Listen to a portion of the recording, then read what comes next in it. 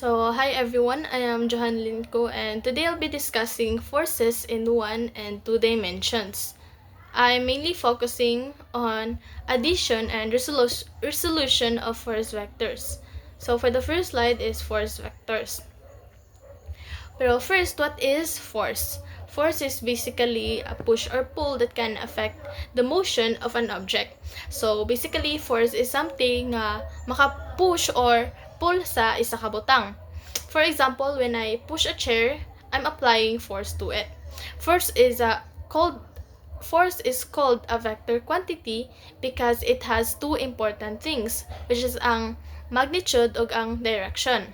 Ang magnitude kay ang nag-ingon kung unsa ka strong ang force, while ang direction kay ang nag-ingon kung asa padulong ang force. The unit we use for force is Newton, or abbreviated as big letter or capitalized N. And when there are multiple forces acting on one object, these forces combine. The overall force that we get is called the net force. So basically, ang net force mo ang combined effect sa tanang objects nga nag-act sa object. So for the second slide is ang vector addition. Vector addition means combining two or more forces, but we have to consider their directions.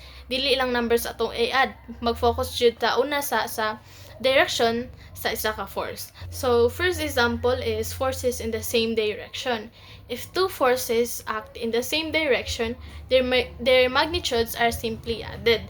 So, for example is ang first force is 10 Newton to the right, and the second one is 15 Newton to the right. So since same man sila og direction, we can just add them. So atong net force is 10 plus 15 is equal to 25 Newton. So meaning ang atong net force is 25 Newton to the right. Next is forces in opposite directions. If forces act in opposite directions, subtract the smaller force from the larger force. So for example, is the first force is 30 Newton to the right and the second force is 20 Newton to the left. Since mas bigger man ang first force, which is ang 30 Newton to the right, isubtract lang nato siya sa the smaller one, or ang 20 Newton. So i-take na to ang bigger one as positive, which is ang right. So net force is equal to 30 minus 20 is equivalent to 10 Newton. Therefore, the net force is 10 Newton to the right. Kay since mas bigger man ang atong right. And then the second one is forces at different angles. When a force acts at an angle, we cannot simply add its magnitude to another force. So, for example, imagine someone pulling a box using a rope that's angled upward. So, the force isn't completely going to the right. Naay part sa force nga padulong horizontally and napoy part nga padulong vertically. So, dili na to siya pwede i-add directly like ordinary numbers because we also have to consider its direction. So, mo ni ang reason why we use resolution of force vectors and trigonometry. Just like what I've mentioned earlier, i-consider jud nato una ang ilang direction before ta mag-add o kanang mga forces. So we can break that angled force into two components, a horizontal component and a vertical component. So instead nga usa ka angled force, ato siyang i-break down into two parts para mas madali nato siya na ma-analyze. So, to resolve a force that is an angle, we use trigonometry. Specifically, we use the three basic trigonometry ratios, which is ang sine, cosine, and tangent. A common way to remember this is SOHCAHTOA. So stands for sine equals opposite over hypotenuse, and ca stands for cosine equals adjacent over hypotenuse. And TOA stands for tangent equals opposite over adjacent. So kung lisod siya i-memorize individually, naalang tayo shortcut which is katong so, ka, og TOA. So these names refer to the sides of right angle that we get when we resolve a force. Basically, tanaw nato kung as unsa nga sides ang given o unsa nga side ang gipangita. And when kung ato na siyang and then ato ato nang pilion kung sine, cosine, or tangent ba ang gamiton. So, for example, if I know the opposite side and the hypotenuse, I know that I should use sine because of so. If I know the adjacent side and the hypotenuse, I use cosine because of ka. And if I know the opposite and adjacent sides, I use tangent because of toa. So, ang pinaka-important yun is knowing which sides you have and which side you're trying to find. Dili lang kinahanglan nga i-memorize nato tanan without understanding. Tan-awon lang nato ang given, tan-awon unsa ang gipangita, then sukatawa will help us decide kung unsa nga formula ang atong gamiton. So, the next slide is ang resolving a force. If the angle is measured from the horizontal, we can use f sub x is equal to f cosine theta. And f sub y is equal to f sine theta. So, therefore, ang atong cosine is the horizontal and then ang sine is ato ang vertical. So, in simple terms, kung gikan sa horizontal ang angle, cosine ang atong gamiton para sa horizontal component, while sine para sa vertical component. So, for example is, we are given a 15 Newton force acting at 30 degrees above the horizontal. So, imagine nga natay object and someone is pulling it with a force of 15 Newton. Pero ang force kay dili straight nga horizontal. Naka-angle siya og 30 degrees above the horizontal. Because the force is angled, dili nato siya directly magamit as one horizontal force. Instead, ato siyang i-break down into two components, the horizontal component and the vertical component.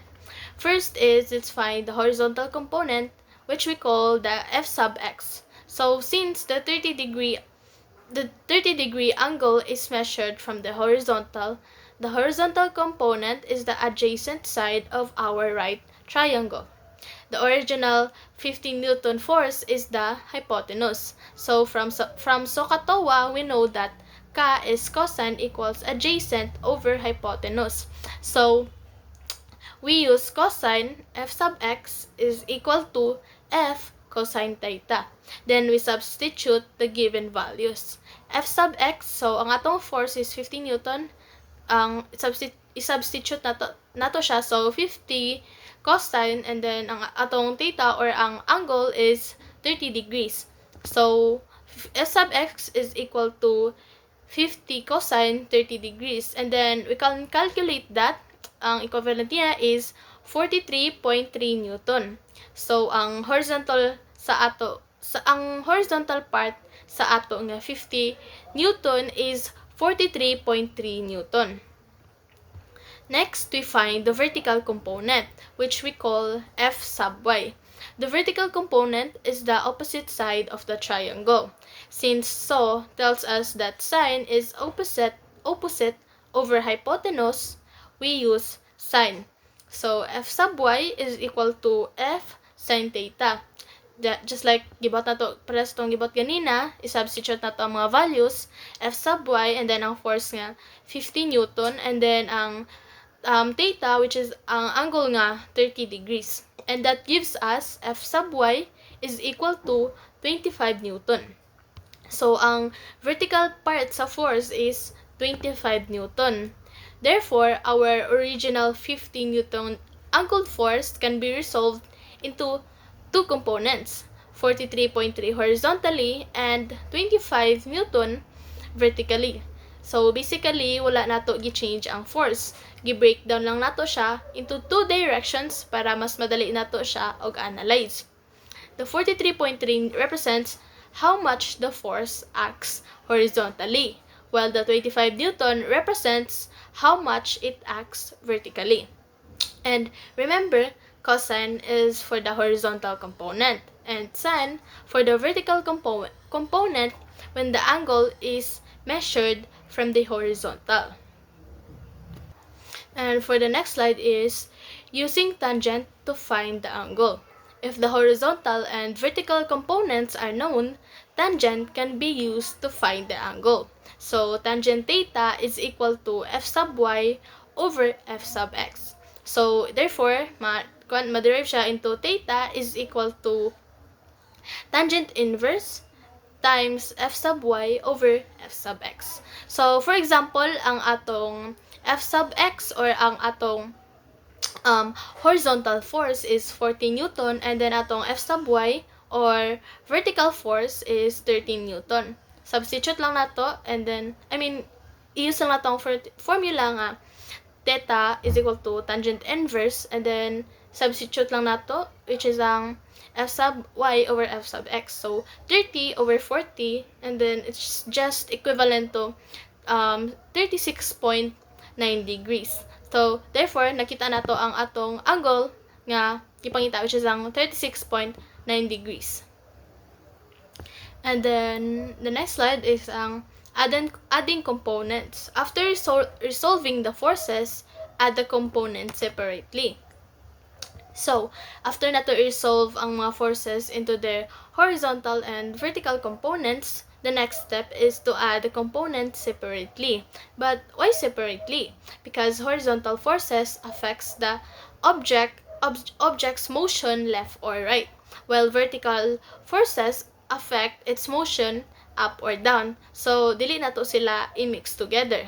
For the horizontal direction, we will add the horizontal components or using the formula, the sigma f sub x is equal to force 1 sub x plus force 2 sub x plus force 3 sub x. The simple sigma means sum or total, so sigma f sub x means the total or the net horizontal force. For example, if we have 3 horizontal components, the first force is 10 Newton to the right and the second force is 5 Newton to the left and the last or the third force is 8 Newton to the right. We need to assign signs based on the direction. Let's say right is positive and left is negative. So, the sigma f sub x is equal to 10 minus 5 plus 8. So, sigma f sub x is equal to 13 Newton. So, the net horizontal force is 13 Newton to the right. Now, for the vertical direction, we do the same thing. But this time, we only add the vertical components. Usually, we can choose up as positive and down as negative. So, for example, natay 3 ka forces. The first force is N upward. The second one is 4 Newton downward. And the third one is 2 Newton upward. So, then, sigma f sub x is equal to 10 Newton upward minus 4 Newton downward plus 2 Newton upward. Since ang downward kay ato siyang gi-assign as negative, so ikapi lang magbutang ta og sign nga negative. And then since ang upward kay positive, igamit lang po nato ang sign nga positive. So 10 minus 4 plus 2, it's just equal to 8 Newton. So ang atong sigma f sub y is equal to 8 Newton. So, the net vertical force is 8 Newton upward. And then, di na to kalimtan ang direction. So, since ang mas greater man sa atong example nga mga direction is ang upward, so, ikapil lang na to siya, 8 Newton upward. Basically, ang rule na to is resolve first, then add separately. So, horizontal components is add together to get the sigma f sub x. Vertical components add together to get the sigma f sub y. After we get the sigma f sub x and sigma f sub y, this tells us the overall force acting in each direction. From there, we can use Newton's second law to find the acceleration. But before we proceed to Newton's second law we need to find the resultant force. So, once we know the total horizontal and vertical forces, we can get the resultant force. So, remember, resultant force or F sub r is basically the overall force after combining the horizontal and vertical forces. Since the horizontal and vertical forces are perpendicular to each other, we can treat them as two sides of the right triangle. The resultant force becomes the hypotenuse. So, we use the Pythagorean theorem.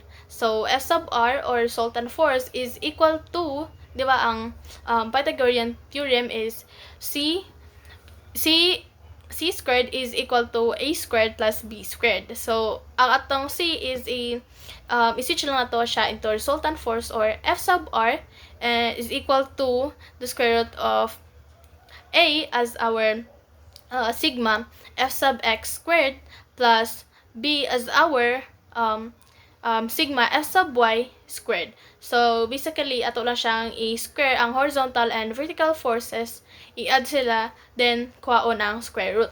The answer gives us the magnitude of the resultant force. So, for example, if sigma F sub x is equal to 12 Newton and sigma F sub y is equal to 5 Newton, then F sub r is equal to 12 squared plus 5 squared, square root 12 squared plus 5 squared.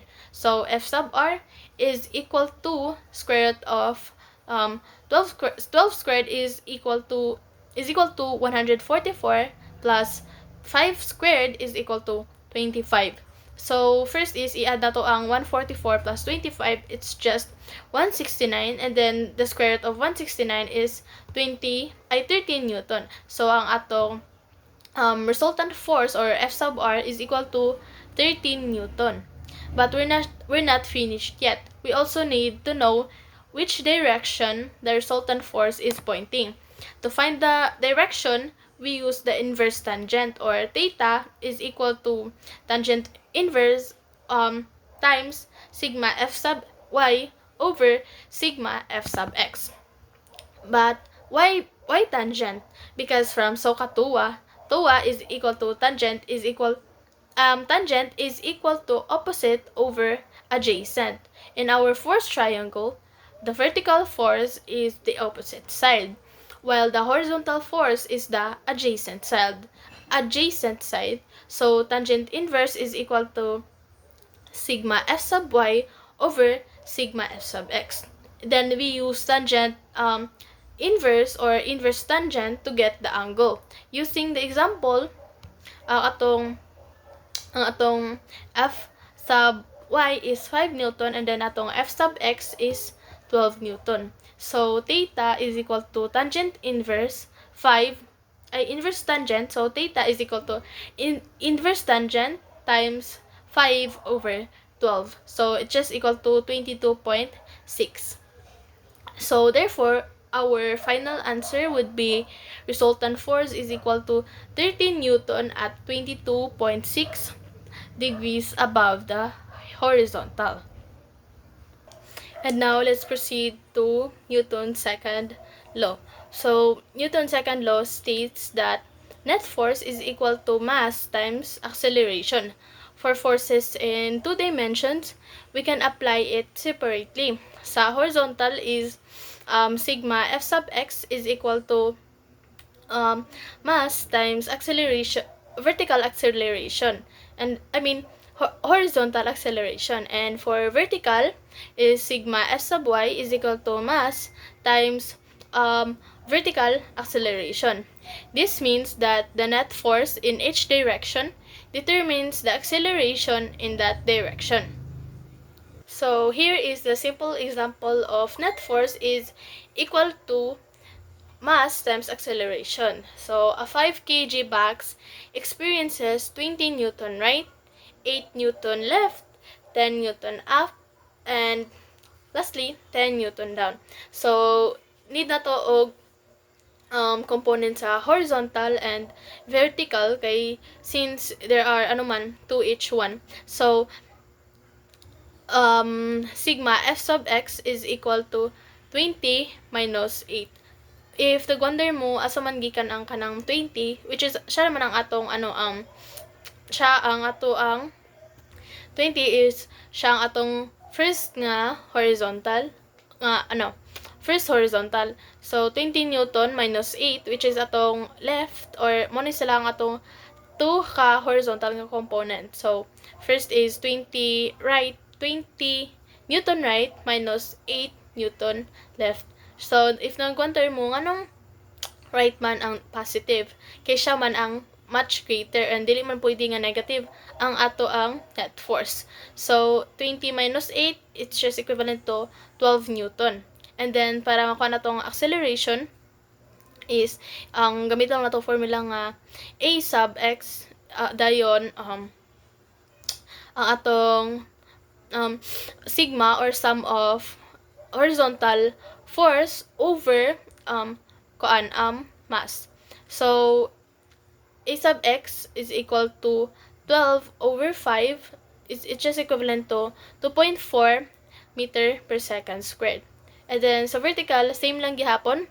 Sigma f sub y is equal to 10 minus 10. If nagwonder mo, nganong nganong 0 man ang outcome or 0 Newton. Kay since ang atong same man sila og force, pero opposite sila og direction.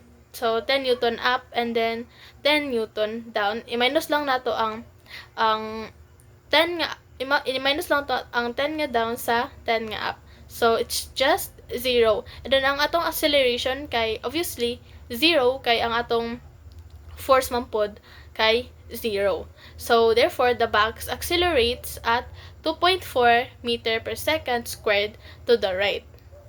At another example sa katong overall nga akong gi-discuss para mas ma-gets ninyo. So example is a 10 kg box is pulled with a force of 15 Newton at an angle of 30 degrees above the horizontal. A 10 Newton force acts on the left. There is also a 20 Newton force acting downward, while the ground pushes upward with a 20 Newton force. So, ang first step is identify the forces. The forces acting on the box are 15 Newton at 30 degrees above the horizontal, 10 Newton to the left, 20 Newton downward, and 20 Newton upward. For the second step is resolve the angled force. The 15 Newton force needs to be separated into horizontal and vertical components. Kay since nag-occur man siya sa 30 degrees above the horizontal, wala siya exactly nag-give og which nga direction. Instead, nag-give lang siya og angle. So, since the angle is measured from the horizontal, f sub x is equal to f cosine theta and f sub y is equal to f sine theta.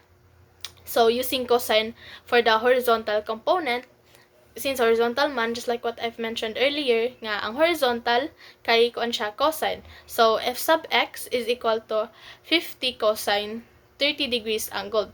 Why 50 man? Kaya ang atong force man di ba kay 50 Newton.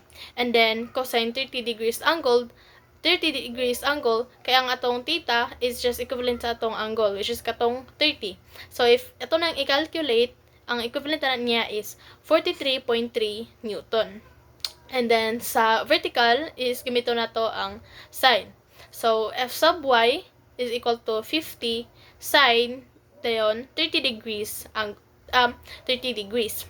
So, same gihapon nga pangutana, why 50?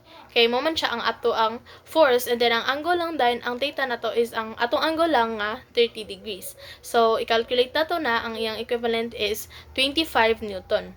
So, the 15 Newton force becomes 2. Nahimo siya og horizontal component og vertical component. So, atong horizontal, ang atong, so, the 15 Newton becomes 43.3 Newton horizontally to the right and 25 Newton vertically upward. So, after that na resolved ang angle nga force, the third step is add the horizontal forces. There is 43.3 Newton acting to the right and 10 Newton acting to the left. So, diba, i-minus lang nato ang, so, i-minus lang nato ang smaller one sa greater one. So since mas greater man ang atong right, so atong buhaton is sigma f sub x is equal to 43.3 minus 10, which is to the left or katong mas lesser nga value. So ang equivalent ana is 33.3 Newton. So the net horizontal force is 33.3 Newton to the right. Kay right siya, kay mas greater man ato ang right nga value. And then, step 4, add the vertical forces. So, there is 25 Newton acting upward man, diba? Para sa atong nakuha ganina. And then, 20 Newton acting upward from the ground and 20 Newton acting downward. So, since ang 25 Newton acting upward and 20 Newton acting upward, same sila direction.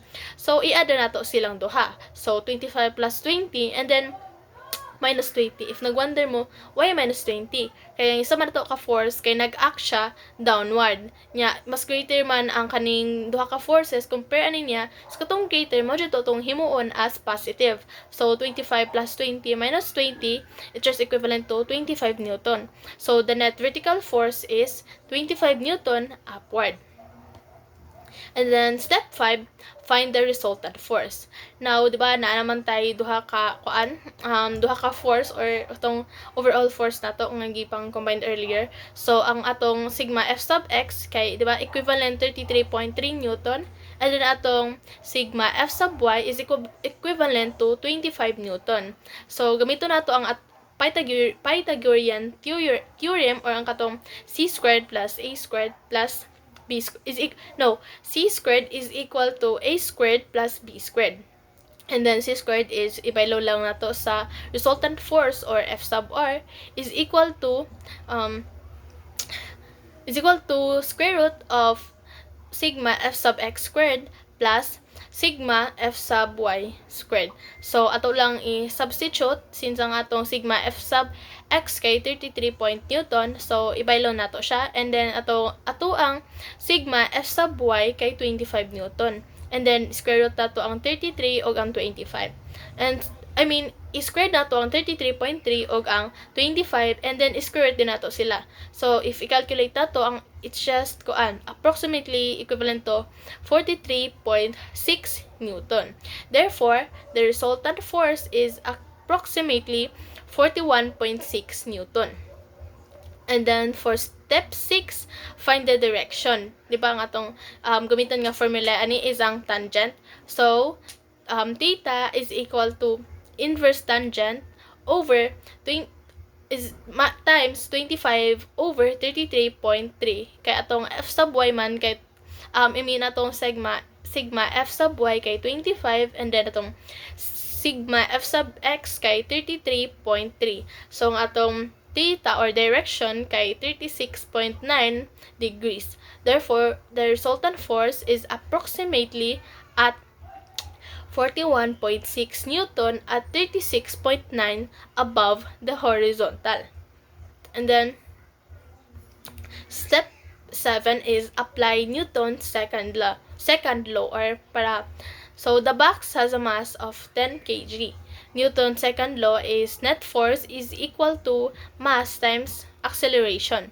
We can find the acceleration in each direction. So, na horizontal acceleration ug napoy vertical acceleration. So, atong formula para sa horizontal acceleration kay ang atong formula sa horizontal acceleration kay a sub x is equal to sigma f sub x over mass. And then, substitute lang nato. So, ang sigma f sub x kay 33.3 and then atong mass kay 10 kg or just 10. So, ang atong vertical acceleration is equal to 3.33 meter per second squared. Kay, kung nag-wonder mo, nganong meter per second squared na lang, kaya diba ang Newton kay, ang atong sigma f sub x kay, 33.3 Newton or it's just equivalent to kg times meter per second squared. And then, ang mass dayon nga 10 kg. So cancel ang kg, so mabilin kay meter per second squared. Then 33.3 divided by 10 kay 3.33. So ang atong vertical acceleration kay 3.33. I mean tong horizontal acceleration. And then for the vertical acceleration, okay, A sub y is equal to sigma F sub y over mass. Same ra sila formula. Usbon lang nato ang ilaang direction, which is ang horizontal ug ang vertical. So, ato ang sigma F sub y man or sum sa ato ang vertical acceleration kay 25 Newton, and then ang atong mass kay 10. So, 25 divided by 10 kay 2.5 meter per second squared. And then, so, nakuha na nato ang atong final answer, which is the box has a resultant force of approximately 41.6 Newton at 36.9 degrees above the horizontal. And then, ang iyahang acceleration kay 3.33 meter per second squared to the right and 2.5 meter per second squared upward. And ang nakuha man nga acceleration ganina is wala yung mga diba, mga direction. So ang key takeaway is vector addition combines forces, and then vector resolution separates a force into components, and then SOHCAHTOA helps us calculate those components. Lastly, Newton's second law tells us how the resulting net force affects the acceleration. And that's all. I hope you guys learned something.